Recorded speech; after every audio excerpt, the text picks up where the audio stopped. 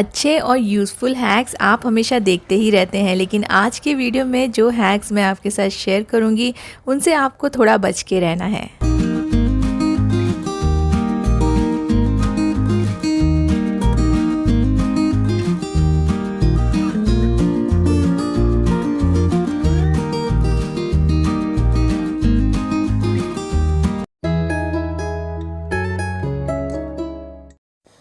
Hi everyone and welcome back.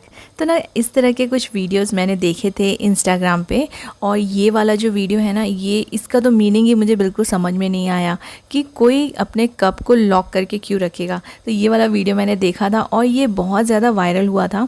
और ये video में ना वो पर्सन अपना जो कप है उसको लॉक करके रख रहा है। तो मुझे इसका मीनिंग बिल्कुल भी समझ में नहीं आया, और अगर आपको समझ में आया होगा तो मुझसे ज़रूर शेयर कीजिएगा, मैं आपके कमेंट का वेट करूँगी।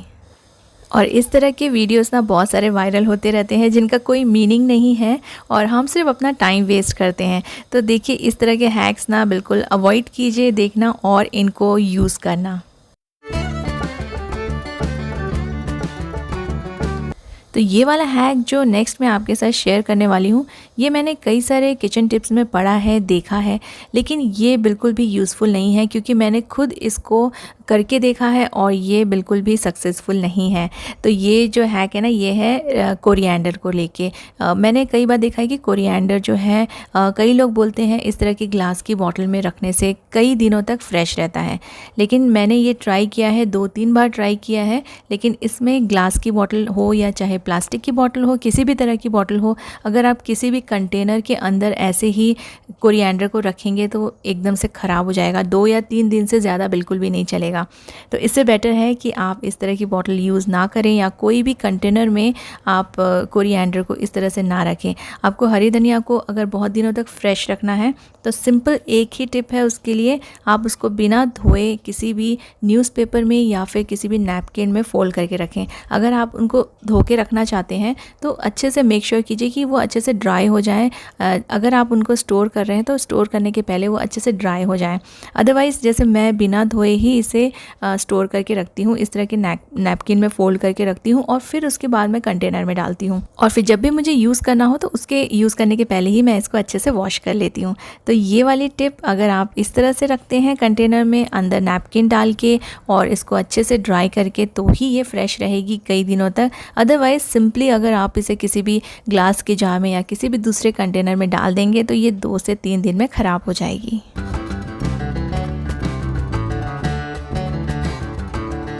जो नेक्स्ट टिप है, ये भी बहुत कॉमनली कई सारे लोगों ने दिखाया है, बताया है और कहा है कि ये काफ़ी यूज़फुल है, लेकिन जब मैंने इसे ट्राई किया, मैंने एक बार नहीं, मैंने 3-4 बार ट्राई करके देखा है, लेकिन ये बिल्कुल भी सक्सेसफुल नहीं हो पाया। तो ये है, अब जब दही बनाते हैं हम, तो हम दही थोड़ा सा 1 या 2 चम्मच डालते हैं दूध में, लेकिन ये अगर आपके पास दही नहीं है तो मैंने देखा है कि कई लोग जो मिर्च की जो डंठल रहती है ना, उसको तोड़ के डालते हैं और रात भर रखते हैं, तो फिर सुबह उठ के दही बन जाता है।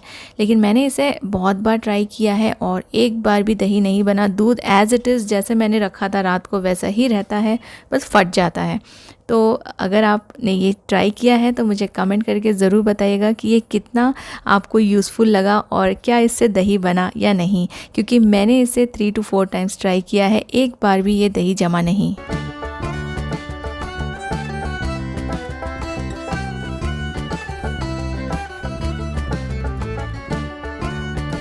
ये वाला जो हैक है ना, मैं पर्सनली आप सबसे रिक्वेस्ट करूँगी कि इसको आप कभी भी यूज़ ना करें या कभी भी ट्राई ना करें। ये है हार्पिक से जो हमारी कढ़ाइयाँ या जो हमारे तवा रहते हैं ना, उनको क्लीन करना। हार्पिक में बहुत सारा केमिकल रहता है जो कि हम फ्लोर क्लीनिंग के लिए या फिर बाथरूम क्लीनिंग के लिए, टॉयलेट क्लीनिंग के लिए यूज़ करते हैं। तो उसमें कई सारा केमिकल डाला जाता है सो डैट बहुत सारा जो गंदगी रहती है वो क्लीन हो जाए और ईज़िली क्लीन हो जाए। तो ये केमिकल आप अपने बर्तन में कभी मत यूज़ कीजिए, क्योंकि आप कितना भी वॉश करेंगे ना, थोड़ा बहुत उसका असर रह जाता है।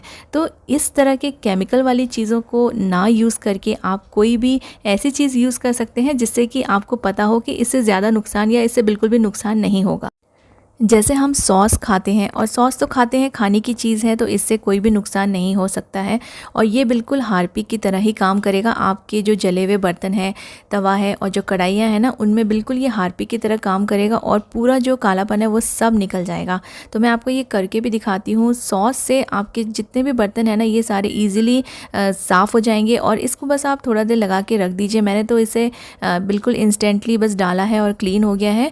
और ये जो है ना, पूरा कालापन पूरा निकल रहा है। तो अगर आप इसको लगा के रखेंगे तो और भी अच्छे से जितना भी गंदगी है, जितना भी जला हुआ पोर्शन है, कालापन है, वो सब कुछ निकल जाएगा। तो हार्पिक यूज़ मत कीजिए, और आप इस तरह से सॉस से भी अपने बर्तनों को क्लीन कर सकते हैं।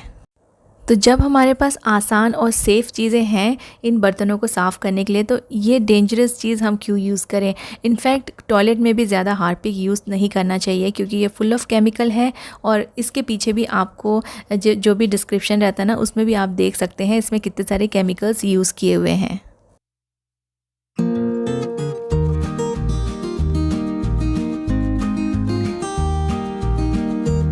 अगर आपको घर पे ज्वेलरी बनाने का शौक़ है तो आप ये ज़रूर ट्राई कर सकते हैं, इसमें कोई नुकसान नहीं है।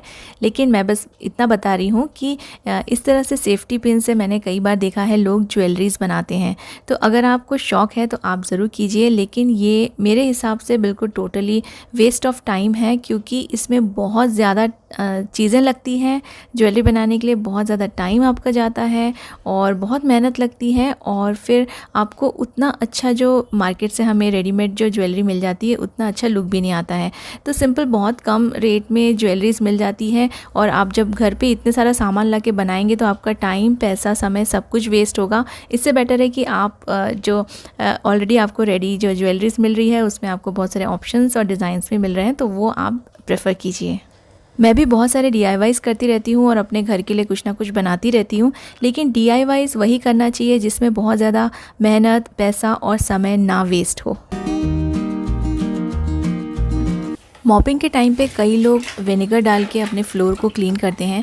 आप चाहे किसी भी तरह का मॉप यूज़ करें, चाहे नॉर्मल मॉप हो, चाहे फ्लैट मॉप हो, या स्पिनिंग वाला मॉप हो, या नॉर्मली आप अपने कपड़े से इसको पोछा लगाते हो, तो आप ना विनेगर कभी मत डालिएगा। आप सॉल्ट डाल सकते हैं, आप थोड़ा सा लिक्विड डिटर्जेंट डाल सकते हैं, या फिर आप गर्म पानी से अपने फ्लोर को मॉप कर सकते हैं। उससे भी आपका जो फ्लोर है ना वो अच्छे से क्लीन हो जाएगा। लेकिन विनेगर ना, आपका जो फ्लोर है, किसी भी तरह का फ्लोर हो, वुडन हो या टाइल्स हो या मार्बल हो, वो इसमें ना एक अलग तरीके का थोड़ा सा चिपचिपापन या फिर कुछ स्टेन्स छोड़ देता है। आपका फ्लोर क्लीन भी नहीं होगा और उसमें कई सारे स्टेन्स पड़ जाएंगे, और कई बार उसको मॉप करने के बाद ही फिर वो स्टेन्स निकलते हैं। तो अगर आप विनेगर यूज़ करने की सोच रहे हैं तो कभी मत कीजिएगा मॉप में। और पानी में आप दूसरी चीज़ें डाल सकते हैं, लाइजॉल या फिर डेटॉल, या फिर आप गर्म पानी से भी मॉपिंग कर सकते हैं।